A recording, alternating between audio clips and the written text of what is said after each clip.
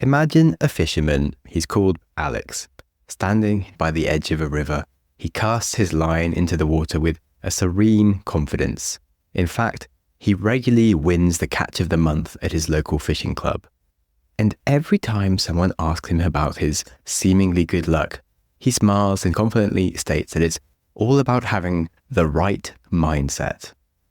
Well, one day, a young fishing enthusiast asked this wonderful fisherman to define this right mindset exactly. Well, he replies, it's about, how you approach things, patience and connection with nature. Well, the young enthusiast is interested to know more. Is this a fishing-specific mindset? Is this the growth mindset or the abundance mindset? The fisherman feels a bit rushed about this and is like, it's all of them maybe? And the enthusiast is not that excited by the answer and he wants to know more. What's the specific learning framework of this right mindset? Is it about the passive conditional learning style or the incremental horizontal learning or even transformative vertical learning? At this point, the fisherman realizes he doesn't really know what the concept of just the right mindset means. It's just something that he's repeated quite often. And this tale of the fisherman is our entry into the complex world of mindset. It's a concept that is often misunderstood and regularly misused. Much like our fishy friend Alex, we can use this as our favorite fluffy answer to a set of much more specific things that we don't quite understand. So hello and welcome to the show with me, Sam Webster, where we will be learning all about what mindset actually is, some of the most common mindsets, some of the mistakes that we make when we think about them, and how speaking about them more specifically can in turn become much more useful for ourselves when we think about the outcomes we want to achieve. So stay tuned whilst we dig into some of the nitty-gritty essentials about mindset that people never actually talk about. Families have a lot going on. Let Ollie help manage the mental load with new cognitive help supplements for everyone 4 and up, like delicious Lolly Focus Pops or Lolly Mellow Pops for kids. And for parents, try 3 new Brainy Chews to help you focus, chill out, or get energized. Find these cognitive health buddies for the whole fam at ollie.com. That's OLLY.com. These statements have not been evaluated by the Food and Drug Administration. This product is not intended to diagnose, treat, cure, or prevent any disease. This episode is brought to you by Shopify. Whether you're selling a little or a lot, Shopify helps you do your thing, however you cha-ching. From the launch your online shop stage, all the way to the we just hit 1 million orders stage. No matter what stage you're in, Shopify's there to help you grow. Sign up for a $1 per month trial period at shopify.com/special offer, all lowercase. That's shopify.com/special offer. So what is a mindset? At its core, mindset refers to the established set of attitudes held by someone. It shapes how we perceive the world and respond to challenges. Carol Dweck is the pioneering psychologist here who popularized the concept of mindset through her research on the fixed and growth mindsets. She highlighted how the nature of our beliefs about our abilities can significantly impact our success and development. Specifically, that if we believe that we can improve through hard work and dedication and honest feedback in our practice, then we can get better at it. When it comes to cognitive psychology, a mindset is the cognitive process activated during a task. Now, cognitive processes can refer to learning, attention, perception, and memory, so it is a bit of an overarching statement to make. But the point of referring to a specific mindset is then which parts of those brain are active and what are they doing? Whereas mindset in general is kind of everything, which is why mindset is so appealing, because it does kind of have all the answers to everything. But if you talk about mindset as a whole, no one should ever actually know what you're talking about, because you could be talking about anything. If we're talking about cognitive processes, it's also interesting to just look at cognitive biases, because they're very similar to mindsets. A cognitive bias shapes how we interpret the world around us and make decisions. And a mindset is essentially a larger group of biased sentiments around a specific behavior that we have, and that mindset has an effect on how we interpret events that are happening and how we make decisions. So growth mindset, as we've spoken about it, is all about how we think about learning. A fixed mindset comes from thinking that we are innately just bad at something or really good at it and that we don't even need to practice to improve, or that we're just as good as we can get and perhaps not even realizing that there is another avenue to improve at it. So, for example, everybody learns to talk, but as an adult, you might not think about expanding your working lexicon to add 5 times more words into your general vocabulary that you use day to day, or maybe how to frame your sentences to get the point across better or tell better stories so people listen to you. You're like, yeah, I can talk and I can tell people what I think. And that would be fixed mindset thinking compared to being like, hey, if I put lots of work into how I talk, I could have an incredible aura of gravitation towards me whenever I speak. Anyway, in recent years, the term mindset itself has morphed, as many words do over time in culture and with behaviours around language. Mindset has morphed into a more catch-all buzzword for just motivation and attitude. And it loses its depth and nuance when people don't actually talk about the specific mindset they're referring to and just use it kind of colloquially about anything. It's become a staple in wellness blogs, motivational talks, and self-help books, and often gets stripped of its original rigor and complexity. Ultimately, it's not really something you can fight. Buzzwords are like fashion trends. They appear, suddenly become wildly popular, and then fade into being overused and diluted by misinterpretation. The term genius was exclusively used for the most elite minds on the planet. Einstein was a genius. Newton was a genius. Darwin was a genius. Now, the term genius can be for anyone mildly above average intelligence.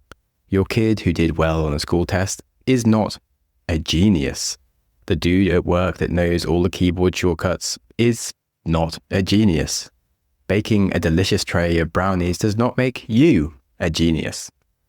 But these days it's kind of how it's used, and it did have a specific and quite cool meaning, but then society wanted to use it for other things, and it was a nice term of respect to use for kind of anyone. And that's how language works and changes over time. And now in the modern day that we have podcasts, things can happen even faster. Terms like narcissism are vastly overused. It was exclusively for calling someone a narcissist with narcissistic personality disorder, which is a very rare and incredibly nuanced disorder that not many people have. But people will spot narcissism everywhere, and they'll often think they're engaging with narcissists when they really aren't. In fact, a fun fact here is there are a lot more clinical psychopaths in society than there are clinical narcissists. But the term psychopath is something that we associate with serial killers. So that word's never got diluted. In fact, it's done the opposite, in that actually 99% of psychopaths aren't serial killers. They just have an extreme lack of empathy. So if you are calling someone a narcissist, you're actually more likely to be talking to a psychopath than a narcissist. And yet we don't talk about it. And that is one of the curious sides of language. Anyway, the point is that words can start with a very solid grounding in psychology and then often get diluted in the mainstream. Mindset is no exception. And it does currently have a massive overuse by wellness gurus, mindset bros, and pseudoscientists alike. And the general zeitgeist around mindset is both a blessing and a curse. On one hand, it does bring psychological concepts more into the public consciousness. On the other, it does risk massive oversimplification and misconceptions and superficial applications. Learning about a specific mindset is about learning what to think and how to think in a given environment or during a specific behavior. Whereas if you think about learning psychology, that is studying how thinking works itself. And I have found myself increasingly more interested in talking about psychology and explaining how thinking works rather than talking about mindset and saying how to think. And I expect that part of the reason I've done that is that there are just so many mindset bros and wellness gurus out there who feel they can go around telling people what to think, and yet they don't even understand how thinking works. And I feel it's kind of more important to understand that first.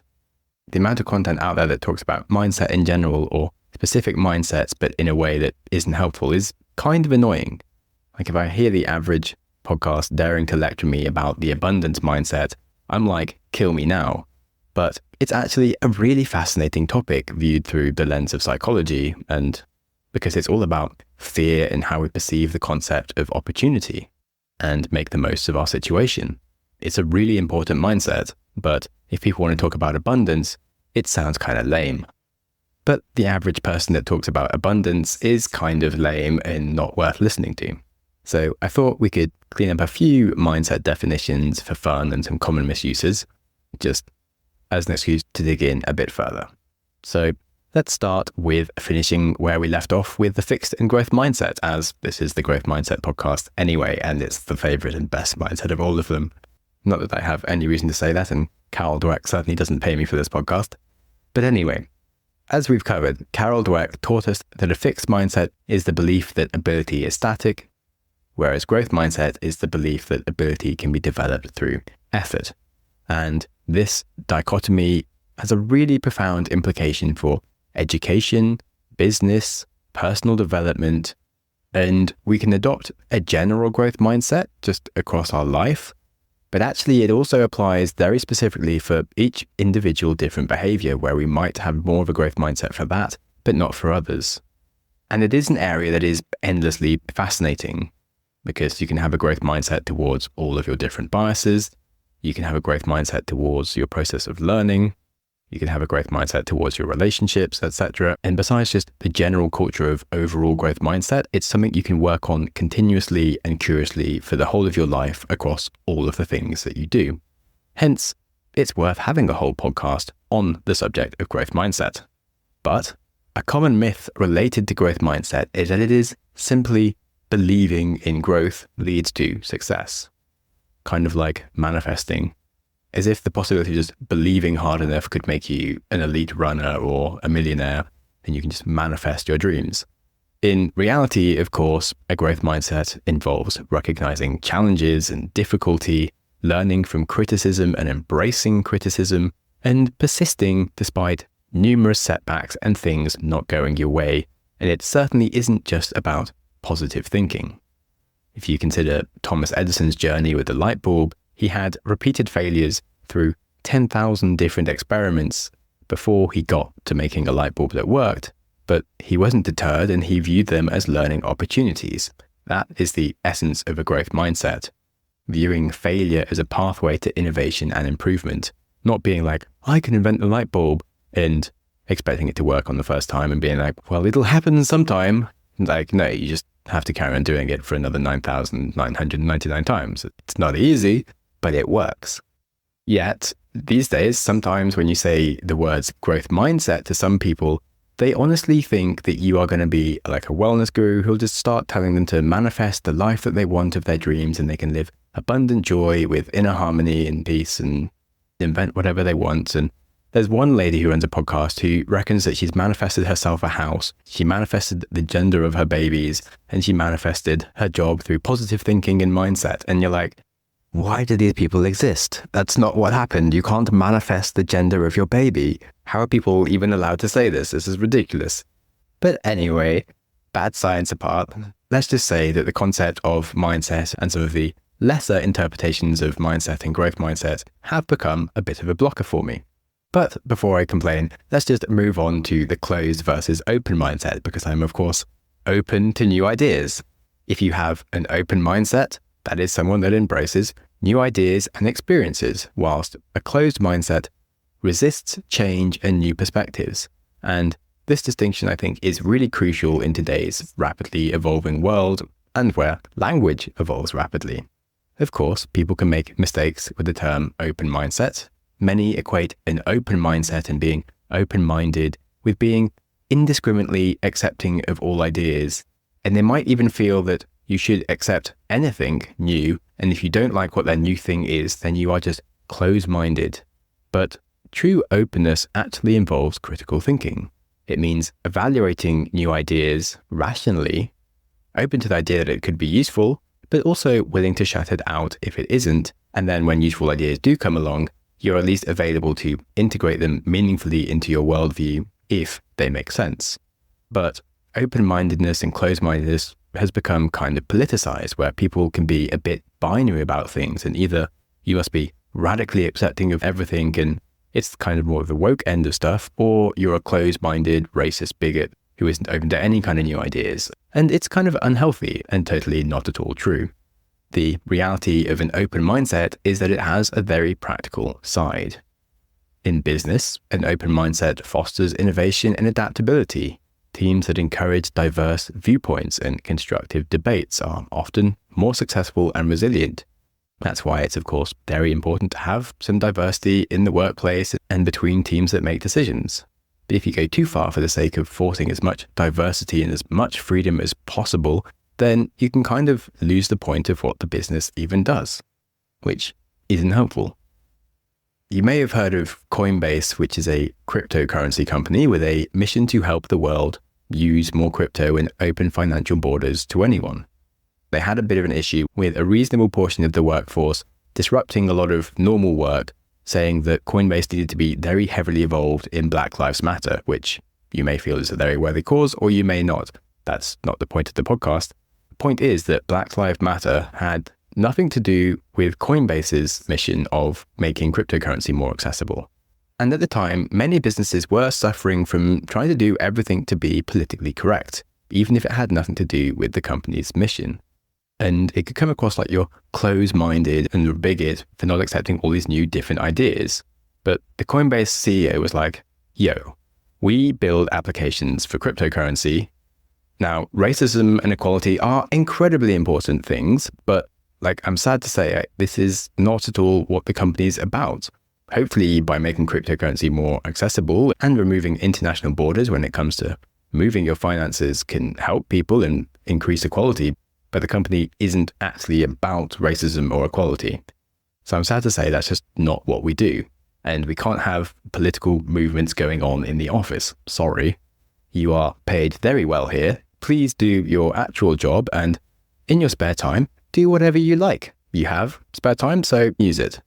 And if that's okay with you, perfect. And if that's not okay with you, then you can't stay at the company and we'll give you a nice severance package.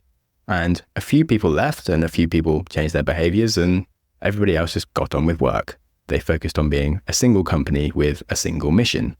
And doing that helped them stay effective and resilient and open to ideas about crypto that were useful and didn't have them bending over backwards to try and be everything for everyone. As they say, if you stand for everything, you stand for nothing. Of course, you have to have an open mindset for improvement and change, but you shouldn't be open for the sake of being open. And it's the same for me on the podcast. I happily experiment with different formats. I'm open-minded to the best experience I can create for you, the listener. I'm open-minded to topics that I could approach and how I can dissect them. But I also believe that psychology is for everyone. So I deliberately don't try to ever push my own political opinion because this podcast isn't a place for opinions. I actually don't like telling people how to think, it's about psychology and learning and embracing curiosity. And I'm trying to just help people be more rational thinkers. And with those tools, they can then make their own decisions. It's not about telling you what decisions to make in life when it comes to different things. Which again is another point around being a podcast about mindset, which is actually telling people how to think versus a podcast about psychology, which is about telling people how thinking works. But anyway, let's move on to the scarcity and abundance mindset, which, as I've said, is really cool. And I promise I won't hit you with manifesting your life dreams. I am delighted to recommend my sponsor, Cozy Earth, whose bedding and loungewear I genuinely love. It's made from high quality viscose from bamboo, and it gets softer with every wash. It was voted as Oprah's favorite things several years in a row, and it's because their bed sheets are so damn incredible. Their collection also includes some divine loungewear for your home or travel. They have cute little tote bags to carry your gear anywhere, so whether you are exploring through a journey of personal growth or discovering new parts of the world, you can nestle up under starry skies with the softness of Cozy Earth's loungewear. So pack your bags, venture on and visit cozyearth.com today and use code GROWTH at checkout for an exclusive 35% off. And let Cozy Earth be your travel companion on the road to adventurous growth. cozyearth.com and use code GROWTH at checkout. Ryan Reynolds here from Mint Mobile. With the price of just about everything going up during inflation, we thought we'd bring our prices down. So to help us, we brought in a reverse auctioneer, which is apparently a thing. Mint Mobile Unlimited Premium Wireless. How to get 30, 30, bit to get 30, bit to get 20, 20, 20, bit to get 20, 20, bit to get 15, 15, 15, 15, just $15 a month? Sold! Give it a try at mintmobile.com/switch. $45 up front for 3 months plus taxes and fees. Promo rate for new customers for limited time. Unlimited more than 40 gigabytes per month. Slows full terms at mintmobile.com. Now, the scarcity mindset is about a focus on limitations. It's a distinct fear of losses and often engaging in competition over a lack of resources that you believe will run out. It's a general feeling that there is a single pie and it's a fight over your slice before it's gone. Whilst an abundance mindset, however, emphasizes opportunities and seeking new wins. There is another bus coming in 10 minutes, so why panic about this one? And this mindset means that you can think collaboratively and you can grow the pie together for everyone because things are abundant instead of scarce. And the dichotomy between these mindsets and how you engage with resources and opportunities really influences our financial decisions, our relationships, and our overall well-being. And it's a really, really incredibly important mindset. But the misconception, of course, about the abundance mindset is that if you adopt it, it will magically solve all your problems, when in truth, the abundance mindset won't make you rich just because you believe there's like another $1 million business opportunity tomorrow. You still have to do some work to pursue it. Just because the bus comes in 10 minutes, you still have to get on it. With an abundance mindset, you still need strategic thinking. The benefit about abundance mindset is it can help the types of strategic thinking when you realize that you can be more aware of opportunities around you and you can recognize potential. And it's certainly not about ignoring challenges. Otherwise, then you're never going to get anything done. And I do find the whole scarcity mindset really fascinating in that psychologically, there's a huge difference in your behavior when you believe resources are scarce. So if you don't have enough money in the bank for the end of the month, it's hard to think much beyond things like food. You can hardly invest time in long-term decisions. It's a very immediate short-term focus. There's a lot more stress involved. Your entire framework of thinking is filled with stress, and it's not a good place to be. Whereas if you do have enough money in the bank, and in general you believe there is plenty to go around and life feels abundant for you, then it's much easier to be more generous and less anxious, and that fosters better personal and professional relationships. You're more likely to spot opportunities rather than be blinded by focusing on all the problems and limitations around you. So it's really cool. And there are like 30 other mindset pairs that are actually all fascinating, and it would be a bit excessive for me to talk about them right now, but I am very tempted to do an episode that covers all of them, or maybe break them up into theme sections, because it's probably about time that I do that. Anyway, how do we use the term mindset correctly then? Instead of using it to vaguely refer to general attitude, try to think more specifically about the environment in which the mindset is being used and the behavior it is about. Is this about learning, and so growth mindset, or is it about how you embrace ideas, the open and closed mindset? Or is it about your perception of resources and opportunities, thus the abundance mindset? And in all of these cases, you can dig further into the specific mindset, the lens towards the behavior, and how that environment triggers the different mindset for you. And putting the effort into thinking a bit more deeply about this is where the benefit actually comes from. Just like we've spoken about recently, when you have lazy thinking and something feels a bit harder to do, that's often where the value is.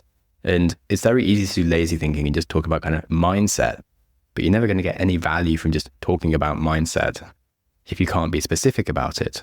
It's exactly the same thing when we talk about biases. Saying that there is some biased thinking going on doesn't solve any problems at all. You need to be specific. Is there an attribution error going on, like the self-serving bias? Or are you experiencing cognitive dissonance, or is it the recency bias? Because if you just diagnose someone else or yourself or a business as having biased behaviors, it's just like saying you're a human. All humans have biased behaviors, and it's completely useless without the specificity. And it's exactly the same with mindset. If you can use it accurately, it really unlocks an understanding of the psychological roots of what you're talking about and helps you apply the relevant thinking towards it by giving it the proper context. So for yourself, just try to avoid vague or overly simplistic uses of the word mindset, because when you do, you aren't really saying anything at all, and you could just use the word attitude. So really try to challenge yourself to instead specify the type of mindset and its implications. So to be very clear here, an inaccurate way of using mindset would be to say, you just need the right mindset to do better. But instead, an accurate way would be saying, if you adopt a growth mindset, that will let you see these failures as opportunities for learning. And that is how you will do better. And so I think it's pretty clear that digging into some of the complexity of mindset is really going to help you harness its true power. So yes, I have convinced myself that I probably need to cover the full 30 most common types of mindsets, because they're actually quite fascinating, and it's going to be fun. So you're going to have to stay tuned for that.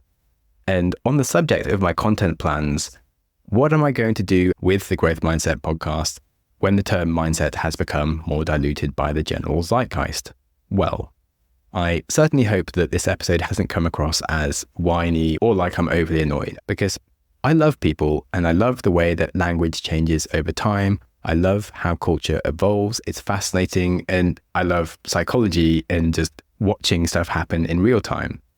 When I started the podcast 8 years ago, the term mindset generally meant something different in society. And that's fine. I wouldn't be embracing the reality of psychology if I was complaining about it. That would be dumb.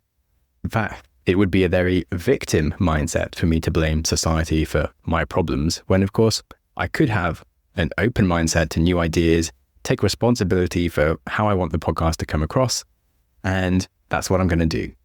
I am currently having a good old debate with myself about changing the framing of the show from mindset, as I've mentioned, which is about what to think, how to think, to being more focused on psychology, which is about how thinking works, so you can decide how to think for yourself. And to be honest, that's what I've been doing for like the last 2 years, if you actually look at the content I've been doing. So if I change the actual title of the show, it's still going to be about ideas from psychology and maybe some philosophy, and the content will certainly be motivating whilst exploring the fun, curious sides of psychology, mental models, biases, mindsets, mastery, learning and how it works, cognition, relationships, the nervous system, personality, all the cool stuff. And the same stuff that I already talk about anyway, just perhaps with a slightly different title. And even though I'm saying this, it's not going to happen straight away, because I'm toying with some different ideas that I thought it'd be worth you knowing if you have any inputs for me. Like, should I go into psychology for deep thinkers or psychology for entrepreneurs even? I am wondering about perhaps just aligning the title of my show with the title of my newsletter and calling it Expansive Thinking. And I have all the options.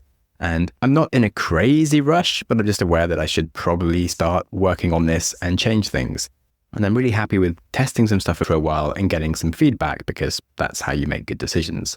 So if you, the listener, do have any ideas for yourself based on what I've been talking about, please feel free to drop me a comment in what interests you and how you would like, and what would be a framing that would make you go, huh, that's cool.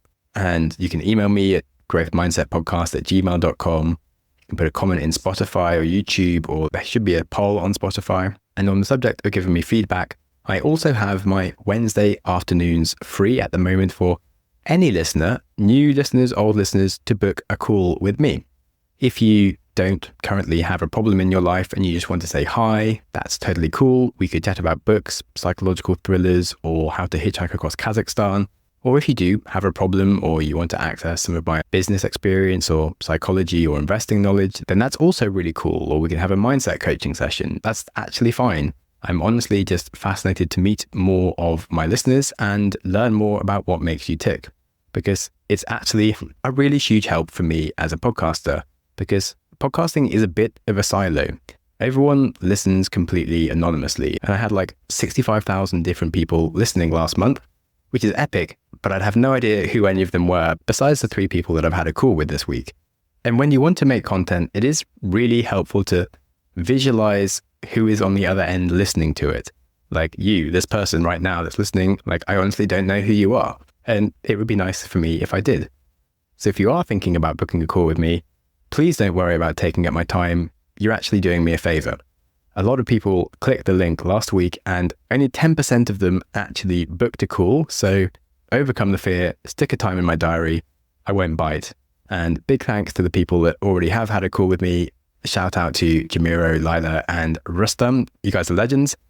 Moving on, remember that by moving beyond buzzwords, we can delve into the real psychological insights that are available to us by putting in that extra thinking. And next time you hear a friend or colleague mention the right mindset, do punch them in the face. I mean, do send them this episode. That would be lovely. Sharing is caring. It's how the podcast grows and how we share knowledge. And so, yes, sharing the episode is definitely what you do when you hear people saying things like right mindset or being fluffy about it all. I've got your back there. There's no need to punch anybody.